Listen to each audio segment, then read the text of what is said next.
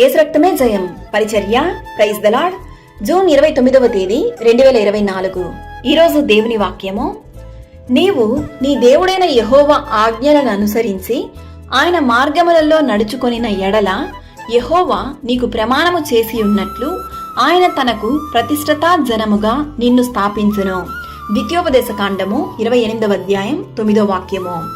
అవును క్రీస్తునందు ప్రియులారా, నీవు నీ దేవుడైన యెహోవా మాట శ్రద్ధగా విని నేడు ఆయన నీకు ఆజ్ఞాపించుచున్న ఆయన ఆజ్ఞలన్నిటినీ అనుసరించి నడుచుకొనిన ఎడల నీ దేవుడైన యెహోవా భూమి మీదనున్న సమస్త జనముల కంటే నిన్ను హెచ్చించును. నీ పితరులకు స్వాధీనపరిచిన దేశమున నీ దేవుడైన యెహోవా నిన్ను చేర్చును. నీవు దాన్ని స్వాధీనపరచుకుందువు.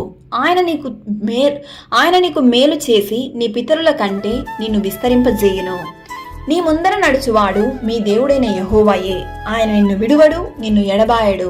ఈరోజు ఈ వాక్యం వింటున్న ప్రియ సహోదరి సహోదరులారా, నీలో ఉన్న ప్రతి పాపములు, చెడు అలవాట్లు, రహస్య పాపములను విడిచి యెహోవా ఆజ్ఞను అనుసరించి ఆయన మార్గములలో నడుచుకొనిన ఎడల యెహోవా నీకు ప్రమాణము చేసి ఉన్నట్లు ఆయన తనకు ప్రతిష్ఠితా జనముగా నిన్ను స్థాపించును.